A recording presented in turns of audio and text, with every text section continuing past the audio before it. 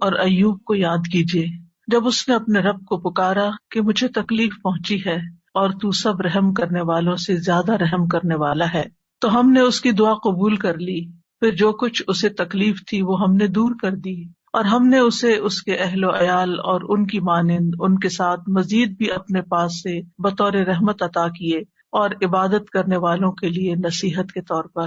ایوب علیہ السلام اللہ سبحانہ تعالیٰ کے برگزیدہ نبی تھے۔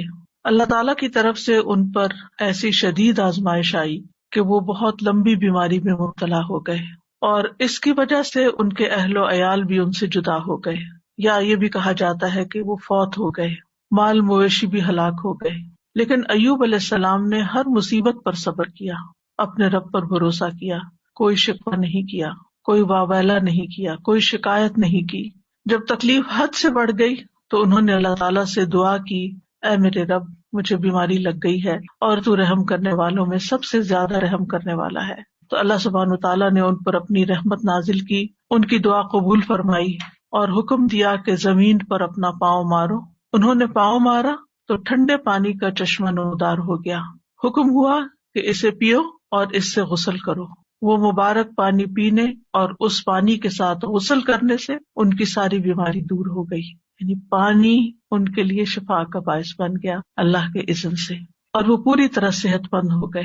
اللہ تعالیٰ نے انہیں ان کے گھر والے بھی عطا فرما دیے اور اتنے ہی اور بھی دے دیے۔ وَأَيُّوبَ إِذْ نَادَىٰ رَبَّهُ، اور ایوب کو یاد کیجیے علیہ السلام جب اس نے اپنے رب کو پکارا۔ ندا کا لفظ ہے، نادا، ندا کہتے ہیں بلند آواز سے پکارنے کو، یعنی ایک دعا ہوتی ہے جو ہم چپ کے مانگتے، جیسے زکریا علیہ السلام نے مانگی، اذ نادا ربہ نداء خفیہ، وہاں ندا کا لفظ ہے لیکن نداء خفیہ یعنی ایسی پکار تھی جو کہ چپ کے تھی، لیکن یہاں پر صرف ندا کا لفظ ہے، نادا کا لفظ ہے۔ تو انہوں نے اپنے رب کو پکارا۔ دونوں طرح پکارنا چاہیے، دل ہی دل میں، چپ کے اور بلند آواز سے بھی۔ رب ہر طرح سنتا ہے۔ کیا پکار کے کہا؟ انی مسنی الضر، یا رب مجھے تکلیف پہنچی ہے۔ در سے مراد انسان کی جسمانی بدحالی ہے، بیماری، لاغری، بڑھاپا، یہ سب چیزیں در میں آتی ہیں۔ وانت ارحم الراحمین، اور آپ سب رحم کرنے والوں میں سب سے بڑھ کر رحم کرنے والے ہیں۔ کتنا خوبصورت انداز ہے پکارنے کا، دعا کرنے کا، مختصر الفاظ ہیں، کوئی لمبی چوڑی باتیں نہیں ہیں، چند لفظ ہیں لیکن بڑے ہی جامع لفظ، اور کسی چیز کا مطالبہ بھی نہیں کیا، صرف رحم کی درخواست کی، یعنی اللہ تعالیٰ کی رحم کا ایک طرح سے واسطہ دیا۔ وانت ارحم الراحمین، تو کیا ہوا نتیجہ؟ فاستجبنا لہ، ہم نے اس کی دعا قبول کر لی، اس کی گریہ وزاری قبول کر لی۔ فکشفنا بہ من ضر، اور جس تکلیف میں ہم نے اسے مبتلا کیا تھا اس سے عافیت عطا کرتی۔ وآتیناہ اہلہ ومثلہم معہم، اور جس طرح انہیں پہلے اللہ تعالیٰ نے اہل و عیال اور مال و دولت اور صحت اور عافیت عطا کی تھی، وہ سب چیزیں اللہ تعالیٰ نے لوٹا دی، بلکہ اور بھی زیادہ عطا کی، اور دنیا کی نعمتوں کے ساتھ اس صبر پر آخرت کے بڑے اجر و ثواب کا بھی وعدہ کیا۔ اللہ تعالیٰ نے ایک دوسرے مقام پر ایوب علیہ السلام کے صبر کی تعریف کی ہے، انا وجدناہ صابرا نعم العبد انہ اواب، بے شک ہم نے اسے صابر پایا۔ اللہ نے گواہی دے دی کہ وہ صبر کرنے والے تھے۔ ہم صبر بھی کرتے ہیں تو بعض اوقات ایسی تکلیف میں ہوتے ہیں کہ سوچتے ہیں پتہ نہیں یہ بھی صبر ہے یا نہیں، یعنی ہمارا صبر بھی صبر ہے یا نہیں، اس میں بھی ڈاؤٹ ہو جاتا ہے۔ تو اللہ سبحانہ تعالیٰ نے ان کے صبر کو مان لیا کہ صابر ہیں۔ نعم العبد، کتنا اچھا بندہ۔ تو اس سے پتہ چلتا ہے کہ صبر کرنے والا، غم سے گزرنے والا جب صبر کرتا ہے تو اللہ تعالیٰ کا محبوب بن جاتا ہے، اور ساتھ ہی یقیناً وہ بہت رجوع کرنے والا تھا۔ یعنی اس کا یہ مطلب نہیں کہ پہلی دفعہ وہ دعا کر رہے تھے یا پہلی دفعہ وہ رب کی طرف انہوں نے رغبت کی تھی اتنے سال کی بیماری گزار کر، اور پہلے انہوں نے کبھی نہیں پکارا تھا۔ انہ اواب، وہ بہت زیادہ رجوع کرنے والے تھے رب کی طرف، بہت زیادہ اپنے رب کو پکارنے والے تھے۔ پھر فرمایا رحمتا من عندنا، انہوں نے ارحم الراحمین کہا تو یہاں پر اللہ تعالیٰ نے ان کو اپنی رحمت سے نوازا، رحمتا من عندنا، اپنے پاس سے رحمت عطا کی۔ اور یہ رحمت کیا تھی؟ اول شدید بیماری اور تکلیف اور آزمائش کے ساتھ ان پر رحم کیا، پھر انہیں صبر کی توفیق دے کر ان پر رحم کیا، پھر دعا قبول کر کے ان پر رحم کیا، پھر دعا قبول کرنے کے بعد صحت کے ساتھ اور مال و دولت وغیرہ لوٹایا، اس کے ساتھ، تو یہ سب کچھ اللہ تعالیٰ کی عظیم رحمت تھی، رحمتم من عندنا. اور پھر آپ دیکھیں کہ اس رحمت کا ایک ظاہری مینیفیسٹیشن کیا تھا. ابو ہریرہ رضی اللہ عنہ روایت کرتے ہیں کہ نبی صلی اللہ علیہ وسلم نے فرمایا، ایک بار ایوب علیہ السلام برہنہ غسل فرما رہے تھے کہ سونے کی ٹڈیاں آپ پر گرنے لگی، یعنی جیسے بارش ہوتی ہے. ایوب علیہ السلام انہیں اپنے کپڑے میں سمیٹنے لگے.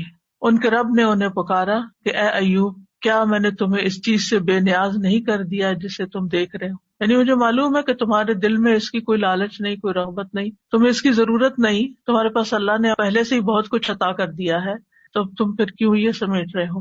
ایوب علیہ السلام نے جواب دیا، ہاں تیری بزرگی کی قسم، لیکن تیری برکت سے میرے لیے بے نیازی کیسے ممکن ہے، یعنی اس سے میں بے نیاز نہیں ہو سکتا.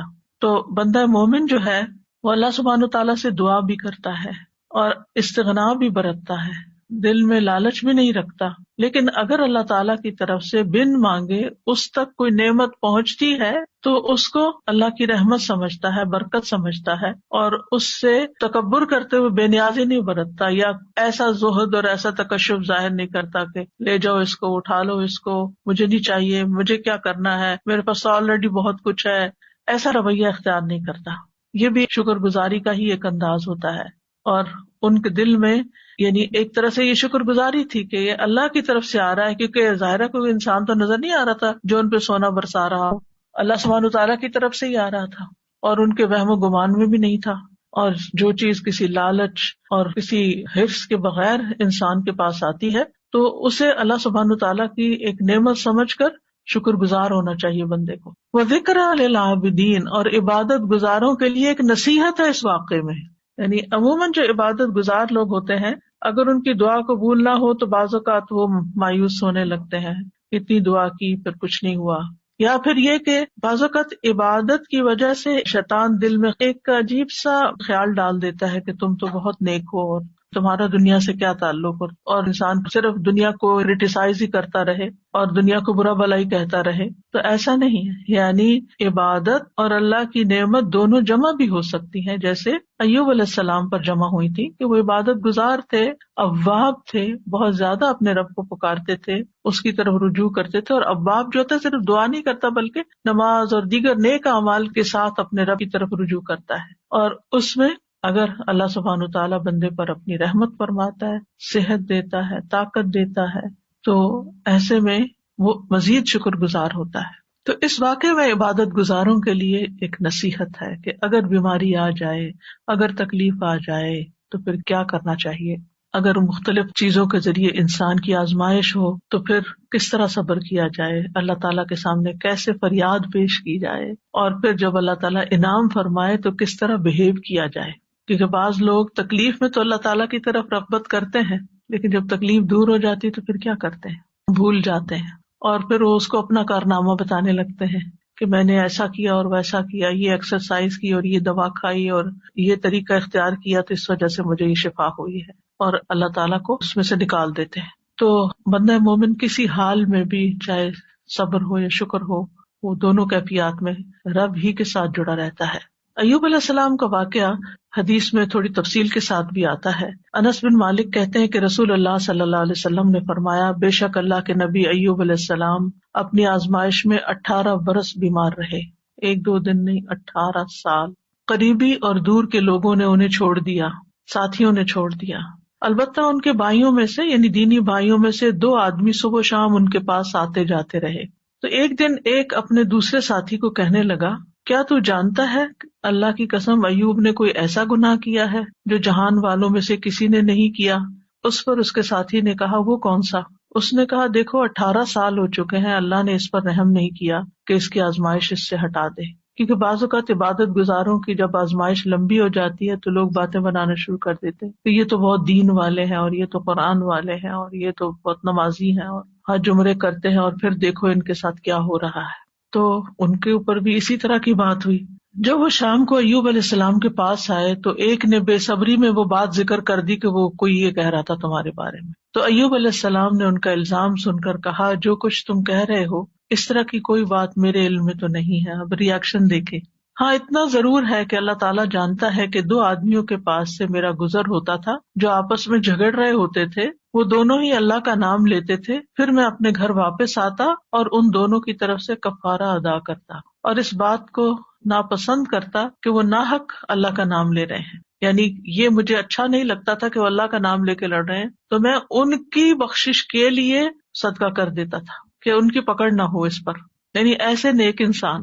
بہرحال ایوب علیہ السلام کی آزمائش اور بیماری ایسی تھی کہ جب وہ قضائے حاجت کے لیے باہر جاتے اور فارغ ہو جاتے تو ان کی بیوی ان کو ہاتھ سے پکڑ کر سہارا دیتی تھی حتیٰ کہ وہ واپس اپنی جگہ پر پہنچ جاتے، یعنی اتنے کمزور اور لاغر ہو گئے تھے۔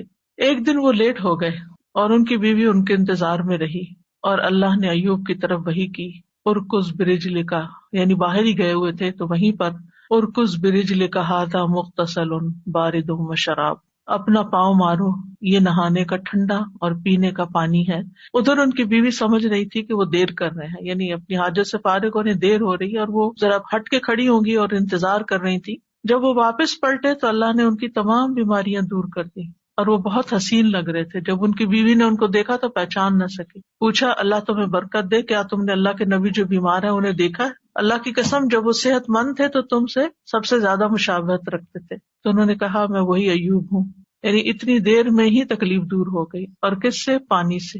ایوب علیہ السلام کے 2 کھلیان تھے، ایک گندم کا تھا اور ایک جو کا۔ اللہ نے اس پر 2 بادل بھیجے، ایک بادل گندم والے کھلیان پر آ کر سونا برسانے لگا حتیٰ کہ وہ سونا بہنے لگا، اور دوسرا جو کے کھلیان پہ آ کے چاندی برسانے لگا یہاں تک کہ چاندی بہنے لگی۔ اس طرح اللہ نے ان کو مال بھی دیا اور دولت کثیر بھی دی، یعنی ان کی نعمتیں پہلے سے بھی زیادہ ہو گئی، اگرچہ 18 سال کی آزمائش تھی۔ اس دوران وہ اللہ کے نبی بھی رہے، یعنی اللہ تعالیٰ نے اس بیماری کے باوجود ان سے ان کی ذمہ داری نہیں لی بلکہ اس کو ادا کرتے رہے، اور ایک وفادار بیوی تھی اور 2 دینی ساتھی تھے جو آتے جاتے تھے، باقی سب چھوڑ گئے تھے۔ چونکہ اس کے آخر میں آیا ہے کہ ذکر للعابدین، اس کہانی میں، اس واقعے میں عبادت گزاروں کے لیے، نیک لوگوں کے لیے ایک بڑی نصیحت ہے کہ اگر تکلیف آئے اور آزمائش آئے تو پھر کرتے کیا ہے۔ اس سے یہ بھی پتہ چلتا ہے کہ آزمائش نبی اور غیر نبی دونوں پر آ سکتی، کیونکہ ہمارے ذہن میں یہ خیال ہوتا ہے کہ جو نیک لوگ ہیں ان پر آزمائش نہیں آ سکتی، نہیں، سب پر آ سکتی۔ انبیاء بھی آزمائے جاتے ہیں، بلکہ انبیاء کی آزمائش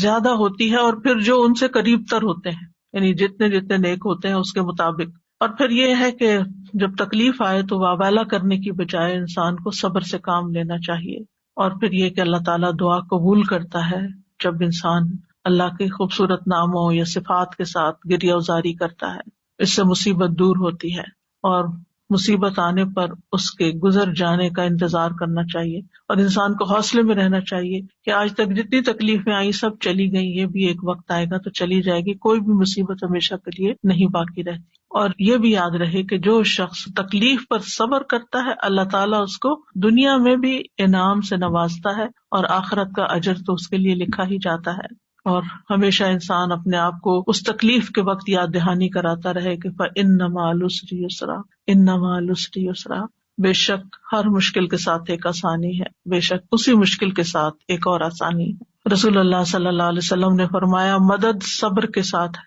اور کشادگی تنگی کے ساتھ ہے، اور بے شک ہر مشکل کے ساتھ ایک آسانی ہے، بے شک اسی مشکل کے ساتھ ایک اور آسانی ہے۔ بس انسان کی نگاہیں ہوں جو اس آسانی کو ڈھونڈنے والی ہوں، صرف انسان تکلیف پر نظر نہ رکھے بلکہ اس کے ساتھ انسان کو جو مزید چیزیں غور و فکر کرنے، سوچنے اور سمجھنے اور اپنے عمل میں تبدیلی لانے کا ایک موقع ملا ہے، اللہ کی طرف سے توفیق ملی ہے، اس کو بھی انسان ضرور ذہن میں رکھے۔ دوسری آیت جو ہے وہ ہے وَإِذَا مَرِضْتُ فَهُوَ يَشْفِينِ، اور جب میں بیمار ہوتا ہوں تو وہی مجھے شفا دیتا ہے، یعنی بیماری میں انسان کو اس چیز کا یقین رکھنا چاہیے کہ شفا صرف اللہ کے ہاتھ میں، اور وہ شفا دے تو پانی کے ساتھ بھی دے دیتا ہے۔ یہ دعا اور یہ قول ابراہیم علیہ السلام کا ہے جو قرآن مجید میں آیا ہے۔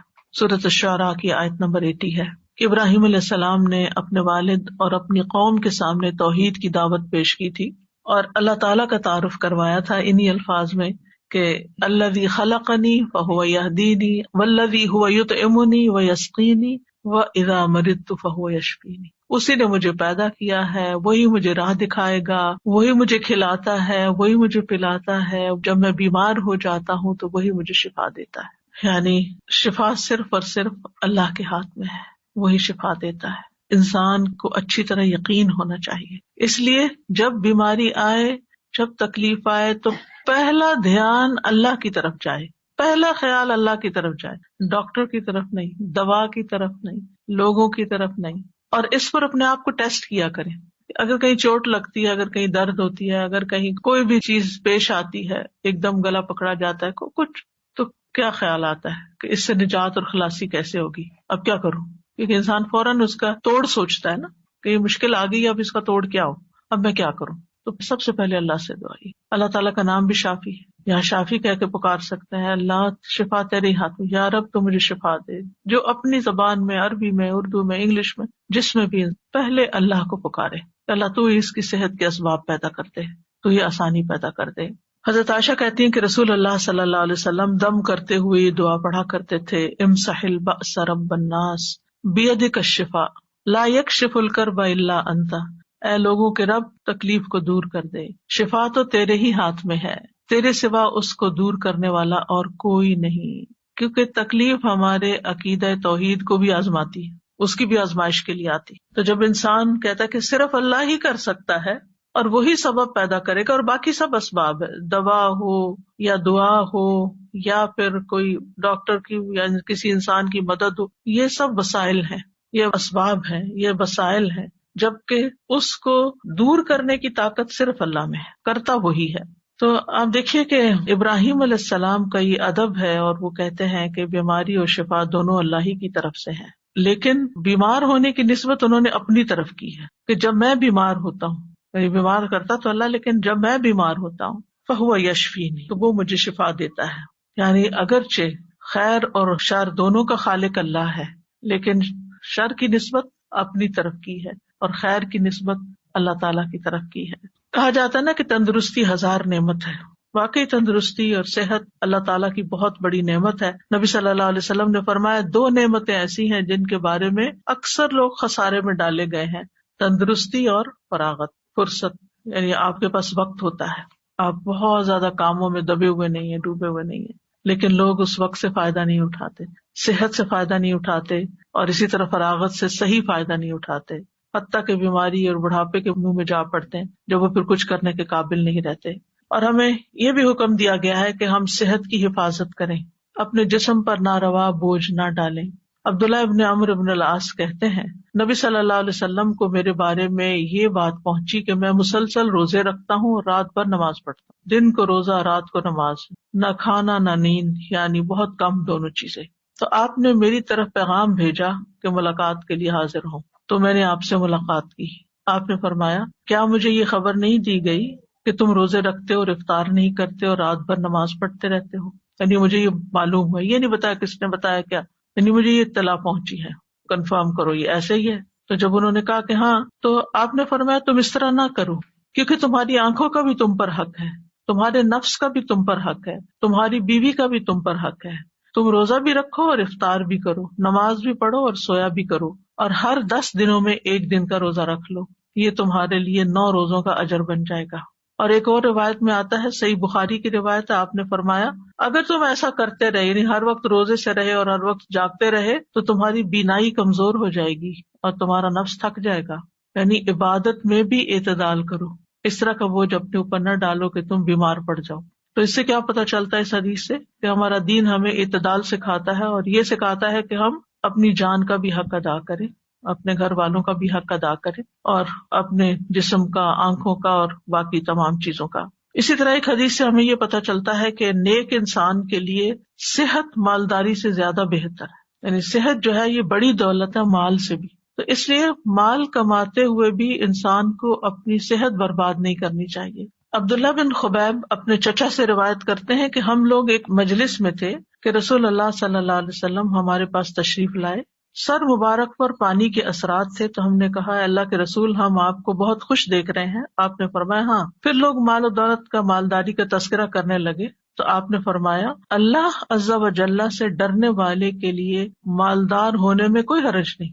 یعنی ایک شخص کے اندر اگر اللہ کا تقوی اور خوف ہے اور ساتھ اس کے پاس مال بھی بہت ہے تو کوئی حرج نہیں، کوئی گناہ کی بات نہیں. البتہ اللہ عز و جل سے ڈرنے والے کے لیے مالداری سے زیادہ بہتر چیز صحت ہے، اور دل کا خوش ہونا اللہ کی نعمت ہے.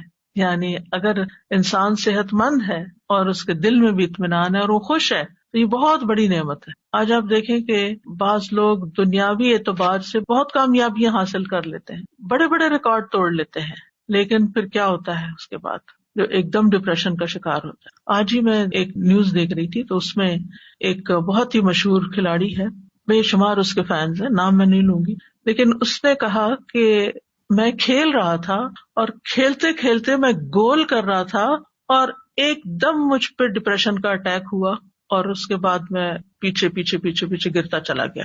یعنی ساری دنیا اس کی طرح لک فارورڈ کر رہی ہے اور اس کو دیکھ کے خوش ہو رہی ہے اور تالیاں بجا رہی ہے، اور اس پر لمحے کے لمحے میں آن کی آن میں ایک ایسی آزمائش آتی ہے، اچانک اس کے اوپر ایک ایسی بیماری آ جاتی ہے. تو ہمیں نہیں پتا، کسی لمحے کا نہیں پتا کہ کس وقت ہمارے ساتھ کیا ہو جائے. لہٰذا اگر اللہ نے ہمیں اطمینان قلب نصیب کیا ہے تو اس وقت پھر اس نے اپنی ذہنی حالت اور پھر کس طرح اس نے پبلکلی اس کو ایکسپٹ کیا کہ میں بیمار ہوں، اور لوگ اس کو ماننے کو تیار نہیں. یعنی لوگ کیا چاہتے ہیں، ہمارے ہیروز جو ہیں وہ تو سپر سے سپر مین ہی نظر آئے، وہ کبھی اظہار ہی نہ کریں کہ ان کو کوئی تکلیف ہے یا ان کو کوئی پریشانی ہے. لیکن انسان تو کہیں بھی پہنچ جائے وہ انسان ہے اور کمزور ہے، اور اللہ تعالیٰ دکھاتا ہے کہ کوئی بھی انسان خدا نہیں ہے. لیکن ہوتا ہی ہے کہ ہم کچھ انسانوں کو خدا کا درجہ دے دیتے ہیں اور ان سے ایسی توقعات وابستہ کر لیتے ہیں کہ نہ یہ کبھی بیمار ہوں گے اور نہ ہی کبھی ان کو کوئی تکلیف آئے گی اور نہ ہی ان پر کوئی آزمائش آئے گی. تو ایسا نہیں سوچنا چاہیے. انسان انسان ہے اور انسان کمزور ہے، اور انسان دنیا میں مال و دولت کے یا شہرت کے کسی بھی مقام پہ پہنچ جائے، اس کے ساتھ کسی وقت بھی کچھ ہو سکتا ہے. تکلیف نعمت میں بھی بدل سکتی ہے اور نعمت تکلیف میں بھی بدل سکتی ہے. اس لیے انسان کو اللہ تعالیٰ کی طرف رجوع کرتے رہنا چاہیے اور عافیت کی دعا مانگتے رہنا چاہیے. لیکن ہمیں جو اس حدیث سے پتہ چلتا ہے وہ یہ کہ مالداری سے زیادہ بہتر چیز صحت ہے. بعض اوقات آپ نے دیکھا ہوگا کہ کوئی غریب سے غریب شخص ہے لیکن انتہائی ایکٹیو، صحت مند، بھاگ دوڑ کرنے والا، کام کرنے والا، جسے عموماً بیک ہوم میڈز وغیرہ ہوتی ہیں تو وہ کتنی ایکٹیو ہوتی ہیں، لیکن ان کو اپنی اس نعمت کی قدر ہی نہیں ہوتی کہ اللہ نے ہمارے ہاتھ پاؤں چلتے رکھے ہیں اور ہم کام کر سکتے ہیں اور ہمیں کسی کے اس لحاظ سے محتاجی نہیں ہے. ہم دوسروں کی خدمت کر رہے ہیں، ہم ان سے بہتر ہیں کہ ان کو ہماری ضرورت ہے جبکہ ہمیں ان کی اس طرح ضرورت نہیں ہے. لیکن وہ اس نعمت کی قدر کرنے کے بجائے اس غم میں رہتے ہیں کہ ان کے پاس بڑا گھر ہے یا گاڑی ہے اور ہمارے پاس نہیں ہے تو ہم محروم ہیں. حالانکہ اس حدیث کی روح سے زیادہ محروم وہ ہے جس کے پاس صحت نہیں ہے. نبی صلی اللہ علیہ وسلم نے فرمایا، جس شخص نے اس حالت میں صبح کی کہ اسے اپنے بارے میں امن ہو، کوئی خوف نہیں، وہ بدن کے لحاظ سے تندرست ہو اور اس کے پاس اس دن کے لیے روزی موجود ہو، صرف اس ون سنگل ڈے کے لیے کھانے پینے کا سامان ہے، گویا ساری دنیا اس کے لیے جمع کر دی گئی ہے اگر انسان ان نعمتوں پہ سوچے اور شکر ادا کرے. رسول اللہ صلی اللہ علیہ وسلم نے فرمایا، اللہ سے عافیت کا سوال کیا کرو کیونکہ کسی انسان کو عافیت سے بڑھ کر کوئی چیز نہیں دی گئی. معاذ بن رفاعہ اپنے والد سے روایت کرتے ہیں کہ ابو بکر صدیق رضی اللہ تعالی عنہ ممبر پر کھڑے ہوئے پھر رو دیے. فرمایا، گزشتہ سال رسول اللہ صلی اللہ علیہ وسلم ممبر پر کھڑے ہوئے، یہ کہہ کر ابو بکر پھر رو پڑے اور فرمایا، اللہ سے معافی اور عافیت کا سوال کرو کیونکہ یقین کے بعد عافیت سے بڑھ کر کوئی نعمت کسی کو نہیں دی گئی. اسی طرح نبی صلی اللہ علیہ وسلم نے ایک شخص کو نصیحت کرتے ہوئے فرمایا کہ 5 چیزوں کو 5 چیزوں سے قبل غنیمت سمجھو: جوانی کو بڑھاپے سے پہلے، صحت کو بیماری سے پہلے، مالداری کو فقیری سے پہلے، فراغت کو اپنی مصروفیت سے پہلے، زندگی کو موت سے پہلے. اسی طرح آپ نے ایک موقع پر ابن عمر سے فرمایا، جب تم صبح کرو تو اپنے دل میں شام ہونے کا نہ سوچو، شام کا انتظار نہیں کرو، شام ہو تو صبح ہونے کا نہ سوچو. یعنی جو وقت ہے اس میں جیو، اس کی قدر کرو، اس وقت سے فائدہ اٹھاؤ، اس میں اچھا اچھا کام کر لو. یہ نہ سوچو اچھا صبح ہوگی تو پھر کر لیں گے، اگر اس وقت ہے تو پھر اس وقت وہ کام کر لو، کیونکہ عبداللہ تم نہیں جانتے کل تمہارا نام کیا ہوگا، یعنی مردوں میں ہوگے یا زندوں میں ہوگے. اور یہ بہت بڑی نصیحت ہے. آج کے لوگ بہت سے تجربے کرنے کے بعد اس نتیجے پہ پہنچے ہیں، اور اب یہ بات بہت ان ہو گئی ہے کہ لیو ان مومنٹ، ناؤ کی اہمیت، اور اس پہ کتابیں باقاعدہ لکھی گئی ہیں کہ اس مومنٹ میں جیو جس میں جی رہے ہو اور اس کو انجوائے کرو. لیکن بہت سے لوگ جو وقت اس وقت ہے اس کی قدر نہیں کرتے، یا ماضی کے بارے میں سوچتے رہتے ہیں کہ یہ کیوں ہو گیا، وہ گیا، یا مستقبل ہائی کیا ہوگا، کس نے جانا. بعض لوگ پریشان رہتے ہیں ہمارے بڑھاپے کا کیا ہوگا، ہمیں کیا پتا کہ ہم بڑھاپے تک زندہ بھی ہیں یا نہیں ہیں. تو جو اللہ نے دیا ہے اس سے خوب فائدہ اٹھا لینا چاہیے، اس کا شکر ادا کرنا چاہیے. پھر اسی طرح یہ ہے کہ انسان کو نہ صرف یہ کہ اپنی صحت بلکہ اپنے ماحول کی صحت کا بھی خیال رکھنا چاہیے اور اس کے لیے بھی دعا کرنی چاہیے. جیسے نبی صلی اللہ علیہ وسلم نے مدینہ والوں کے لیے دعا کی تھی، اے اللہ ہمارے دلوں میں مدینہ کی محبت اسی طرح پیدا کر دے جس طرح مکہ کی محبت، بلکہ اس سے بھی زیادہ۔ اے اللہ ہمارے سا اور مد میں برکت عطا فرما، اور مدینہ کی آب و ہوا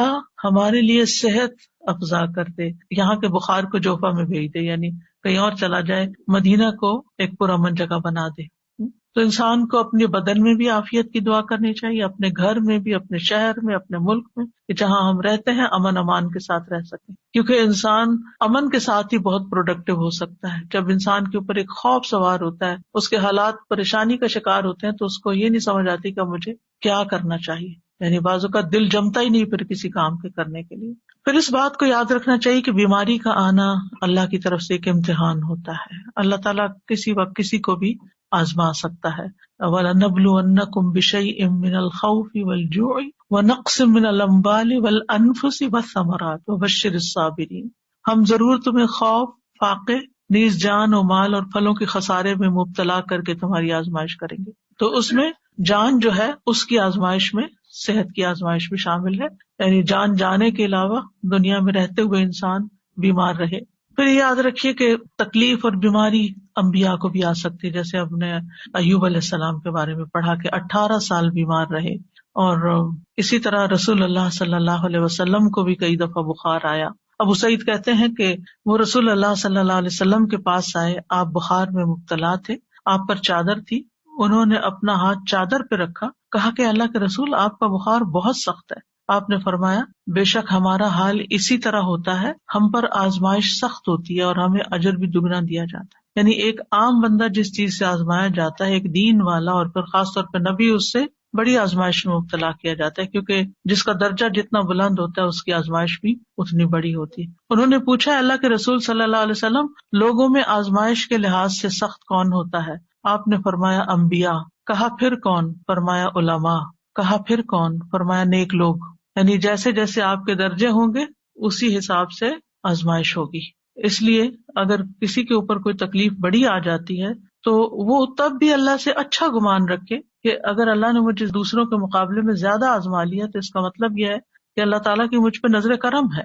اور فرمایا کہ ان میں سے کسی کو جوؤں سے آزمایا جاتا، یہاں تک کہ وہ اسے قتل کر دیتے، یعنی اتنی جوئیں پڑتی اور وہ صاف ہوتی ہی نہیں، نکالتے ہوں گے پھر اور پڑ جاتی، پھر اور پڑ جاتی، خون ہی چوس جاتی ہوں گی۔ اور ان میں سے کسی کو فقر کے ساتھ آزمایا جاتا، یہاں تک کہ وہ چھوٹی سی قمیص کے سوا کچھ نہ پاتا، چنانچہ وہ اسے ہی پہن لیتا۔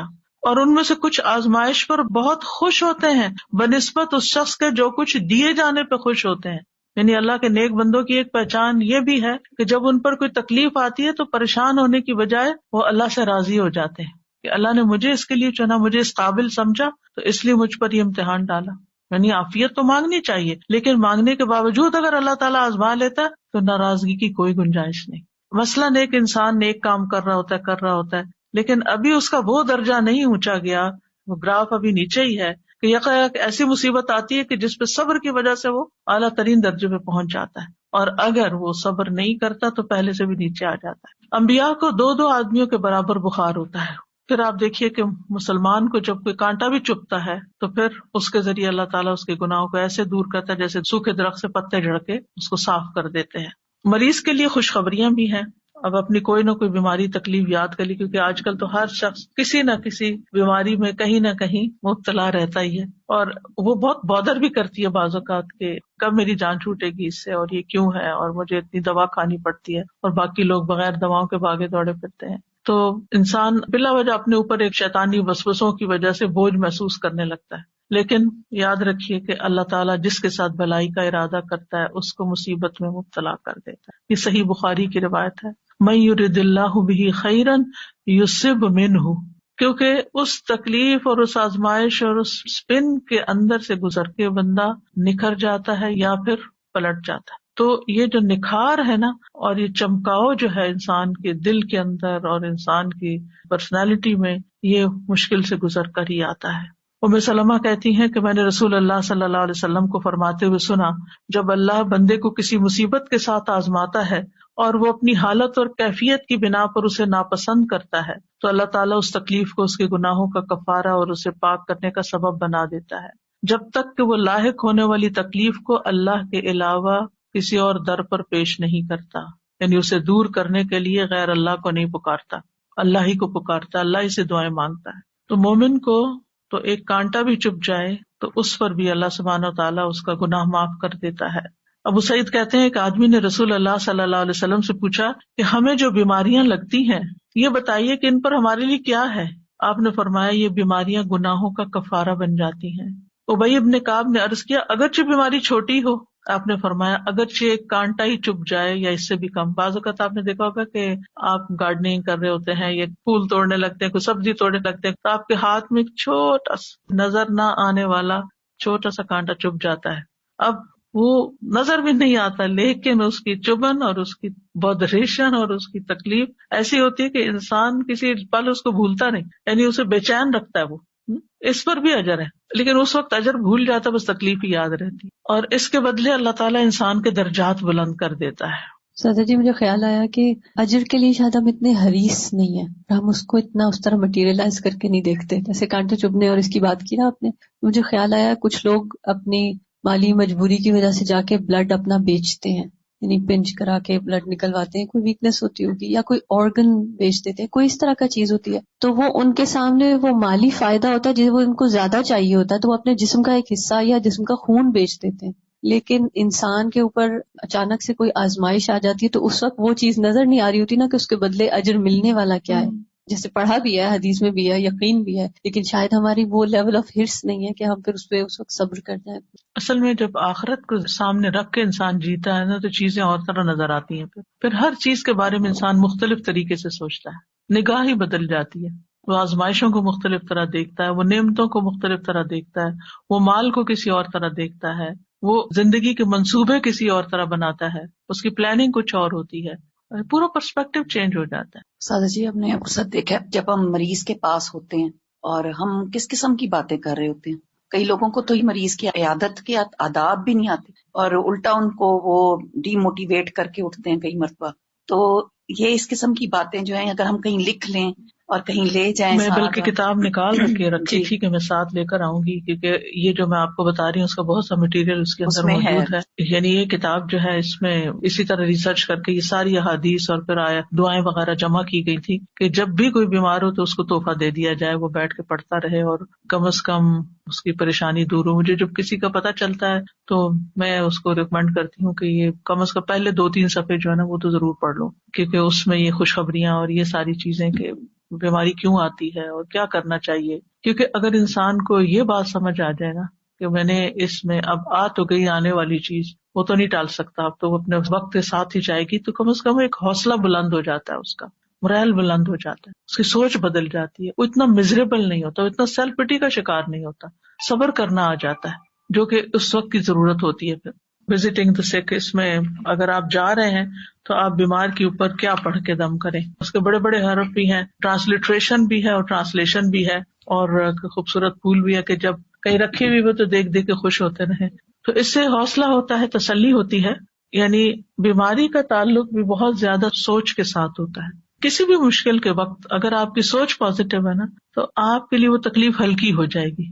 وہ اچانک اٹیک تو ہوتا ہے، آپ ہرٹ ہوتے ہیں، لیکن پھر آپ اس سے فوراً نکل آتے ہیں. مریض کے احکام یہ ہر بندے کے پاس ہونی چاہیے. بیمار ہوں تو فوراً ہی نکالیں. اور پھر اس میں کچھ فقہی چیزیں بھی ہیں، یعنی کہ وضو کیسے کریں، تیمم کیسے کب کریں، اور طریقہ تیمم کا، اور نماز کی رخصت کھڑے ہو کے نہیں تو بیٹھ کے کیسے پڑھیں، لیٹ کے کیسے پڑھیں، اور پھر اس روزے کے بارے میں، پھر اگر حج میں کچھ چیزیں ہو جائیں ایسی تو پھر کیا کریں، اور پھر وینٹیلیٹر کے اوپر یا خودکشی والے کے ساتھ کیا کریں، پھر کچھ مسنون چیزیں جو ہیں، اور پھر آخر میں اس میں بھی دعائیں ہیں. یہ دعائیں جو اس میں ہیں اس کے اندر بھی آخر میں ڈالی ہوئی ہیں، کیونکہ بعض اوقات انسان کو اپنے پہ دم خود کرنا ہوتا ہے یا کسی اور پہ کرنا ہے، یا پھر عافیت کی دعائیں ہیں تو وہ ساری اکٹھی کر دی گئی. اس کے علاوہ یہ حسن صحت کتاب جو ہے، بیسیکلی جو میرا جینا میرا مرنا ہے، اس کتاب کا جو پہلا چیپٹر تھا حسن صحت کے بارے میں، اس کو جب میں نے پڑھایا تو تھوڑا الیبوریٹ کیا تھا اور نئی چیزیں اس میں ڈالی تھی. تو الحمدللہ اس میں بھی بہت سی ایسی چیزیں. تو یہ کتابیں ہر گھر میں ہونی چاہیے تاکہ اللہ نہ کرے کہ کوئی تکلیف میں ہو یا بیمار ہو تو اس وقت انسان ان کو پڑھ لے.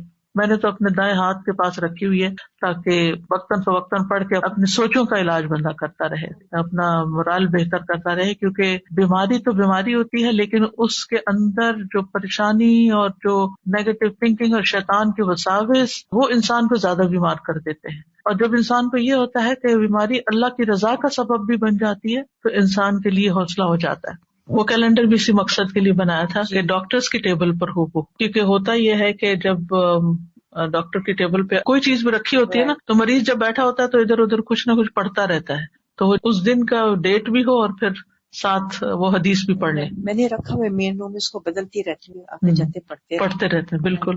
تو یہ چھوٹی چھوٹی چیزیں ہیں جو انسان کو مشکل وقت میں ایک ریمائنڈر دیتی ہیں اور انسان کو فائدہ ہوتا ہے اور تکلیف آسان ہو جاتی ہے اور پھر گزر بھی جاتی ہے، پتہ بھی نہیں چلتا.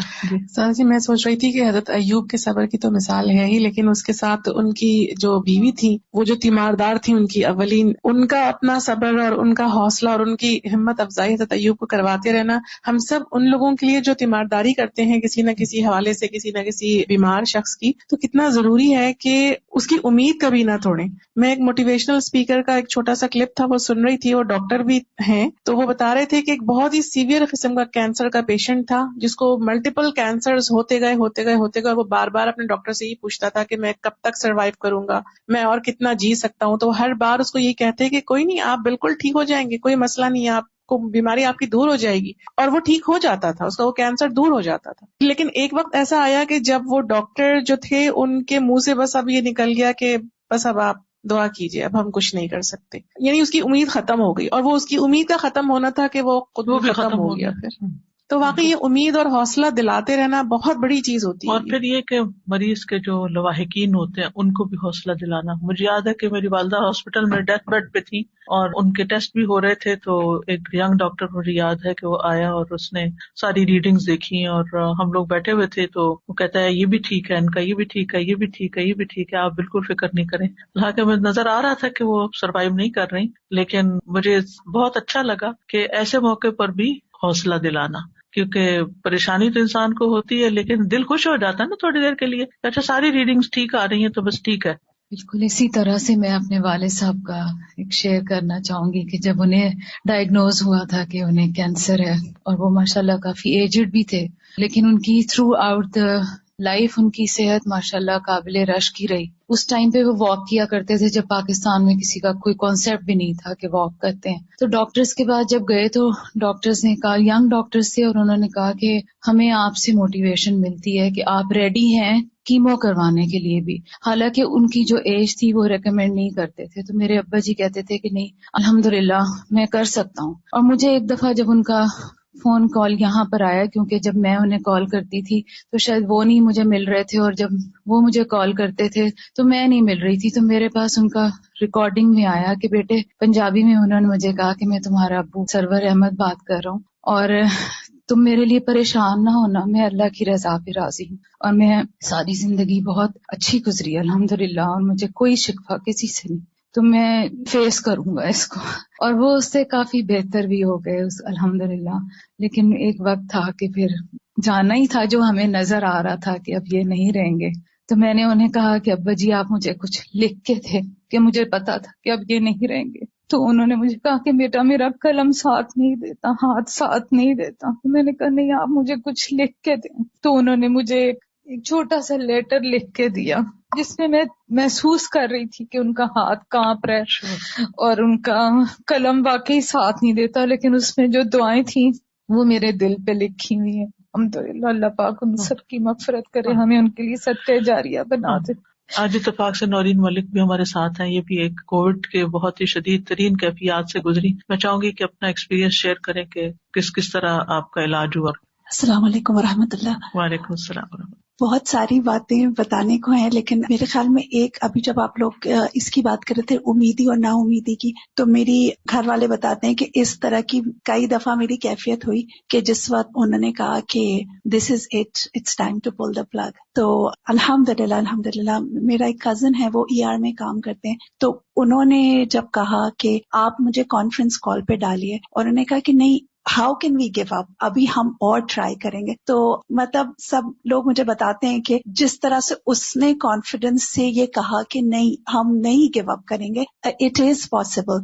हालांकि वो जो टीम थी उन्होंने पूरे घर वालों को बुला लिया था और उन्होंने कहा था कि आपको जिसको बुलाना है जिसको करना है आप बुला लीजिए, अब there is nothing more that we can do. तो ये मेरा ये वाला जो कजन था इसने कहा नहीं, how can you just give up like that, हम अल्लाह ताला से उम्मीद करते हैं और हम अभी भी कोई ना कोई तो हल ढूंढेंगे. तो मेरे ख्याल में जो ये सारी बात हो रही है ना कि द पॉजिटिविटी, एक पर्सन की पॉजिटिविटी कि नहीं अल्लाह पे तवक्कल करके हम कुछ ना कुछ तो ढूंढेंगे, हम अपनी तरफ से छोड़ नहीं देंगे. आप उस दिन बता रही थी कि पता नहीं कितना अर्सा आपको एक साइड पे रखा था. अच्छा, इस तरह से था कि मुझे मेरा हार्ट और लंग दोनों ही काम करना बंद हो गया था. तो एक एक्मो मशीन है जिसपे हार्ट और लंग दोनों, वो मशीन मेरे लिए काम कर रही थी. तो ऐसा था कि उसमें चूंकि मैं खुद नहीं मूव कर सकती थी तो उनको करवट बदलना जरूरी होता था. लेकिन ऐसा था कि जब वो मेरी करवट बदलते थे तो मेरे सारे वाइटल्स एकदम से गिर जाते थे. तो वो इस वजह से it was impossible for them to change my करवट. तो वो एक ही साइड पे ज्यादा रहे,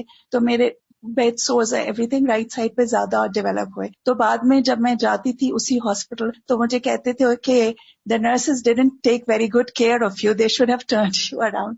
बता रही थी ना बाकी सारे जख्म ठीक हो गए, सर का अभी भी कुछ बाकी है. जी, तो वो है कुछ चीजें. अब जैसे मेरे ख्याल में मैं ये जरूर कहूंगी कि इतनी सारी चीजें मेरे साथ इतनी ज्यादा मिराक्युलस हुई हैं कि गिनती ही नहीं कर सकती मैं. एक एग्जांपल मैं ये दे देती हूँ कि जब मैं ठीक हो गई थी मैं पहली अपनी पल्मोनोलॉजिस्ट के पास विजिट के लिए गई थी. तो उसने मुझे मेरा अगस्त का लंग एक्सरे दिखाया तो वो पूरा वाइट था, पूरा वाइट यानी पूरा डिजीज्ड हो चुका था. और इतना सा एक पेनी साइज्ड हिस्सा था जो रह गया था, तो यानी पूरा डिस्ट्रक्ट हो चुका था. और मेरे अंदर लंग्स में एयर बबल्स थे. तो वो बहुत परेशान थे इस बात से कि ये बबल्स बर्स्ट अगर हो गए तो क्या होगा. जब 2 महीने के बाद अपना नेक्स्ट स्कैन किया उन्होंने तो शी वॉज अमेज्ड, कहने लगी कि ये खुद से रिजॉल्व हो गए, हमें नहीं पता. It was always an option कि वो कहते थे कि आप थोड़ा सा बेहतर हो जाएंगे तो हमें सर्जिकली इंटरवीन करना पड़ेगा, या तो लंग ट्रांसप्लांट करना पड़ेगा, या हम पूरी सर्जरी की टीम बिठाएंगे कि हम किस तरह से इनको रिजॉल्व करें. तो जब उसने 2 महीने बाद मेरा स्कैन देखा उसने कहा इट्स अनबिलीवेबल. और मुझसे पूछ रही थी, कहने लगी तुम्हें एहसास नहीं हो रहा था कि जब तुम्हारे लंग पे प्रेशर कम या ज्यादा हो रहा है. तो मैंने कहा नहीं, it was just a miracle. इसी तरह एक उन्होंने मुझे चेस्ट ट्यूब डाली हुई थी and for the longest time वो सुबह में पूरी टीम होती थी, वो जो मेरे सामने डिस्कशन कर रही होती थी वो कहते होते थे अगर हमने ये ट्यूब निकाल दी तो ये कोलैप्स हो जाएगी. और वो फैसला नहीं कर पा रहे थे कि इस ट्यूब को हम कैसे निकालें, क्या करें. तो 3-4 हफ्ते तक मैं एक आईसीयू में, फिर दूसरे उसमें, फिर तीसरे, अंटिल के उन्होंने मुझे वार्ड में शिफ्ट कर दिया without taking out the tube. और उन्होंने कहा कि हम नहीं इंटरवीन कर सकते, we are to scared. And सुभान अल्लाह, it was such a miracle कि जिस दिन उन्होंने मुझे मूव किया मैं वार्ड में पहुंची तो जो मेरी नर्स थी वो आई मुझे दवा देने के लिए. तो उसने यूं झुक के नीचे देखा और उसने कहा तुम्हारी चेस्ट ट्यूब ये है, जमीन पे रखी हुई है. तो कहने लगी how did it come out. तो मैंने कहा फरिश्तों ने निकाला है मुझे. तो मतलब यानी कि वो डॉक्टर्स नहीं फैसला कर पा रहे थे कि हम कैसे करें. एंड वो जस्ट लिटरली मिराक्युलसली वो ड्रॉप्ड आउट थे. उन्होंने फॉरेन सर्जरी की टीम बताई सब कुछ. वो मुझसे पूछे थे ये कैसे हुआ. मैंने कहा आप बताएं कैसे हुआ. इट वाज सर्जिकली सूचर्ड इन, मतलब वो सिली हुई थी अंदर. देयर वाज नो वे कि कोई ह्यूमन भी उसको ऐसे खींच के निकाल दे. लेकिन जब उन्होंने मुझे शिफ्ट किया तो वो ट्यूब खुद से जमीन पे थी. I mean it was one of those things के वो फैसला ही नहीं कर पा रहे थे अगर हमने किया तो इसके साथ क्या होगा. तो वो मैं यही कह सकती हूँ अल्लाह ताला ने जिंदगी लिखी हो तो फिर जी शिफा अल्लाह देता है. जी बिल्कुल. इस तरह की छोटी छोटी बहुत सारी बातें मेरे बैक पे ना मूव करने की वजह से इतना, यानी 6 inches wide, 6 inches deep, 6 inches अंदर टनल किया हुआ इतना बड़ा जख्म था जिसकी वजह से मैं हिल नहीं सकती थी. मैं जब डॉक्टर से पूछती थी ये कितने दिन में हील होगा तो मुझे कभी कोई टाइम लाइन नहीं देते थे. वो हमेशा कहते थे ये जब होगा तो होगा. एंड जब मैं रिहैब में थी और नर्सेज मेरी ड्रेसिंग चेंज करती थी with in a period of 2 weeks 6 inches से वो 2 इंचेस हो गया. और वो देखते थे और वो कहते थे we have never seen this kind of healing. आप करती क्या थी, कौन सी दुआएं पढ़ती थी? दुआओं पे मैं ये अभी आप जब हजरत अय्यूब की दुआ बता रही थी तो मैं ये बात बहुत सोच रही थी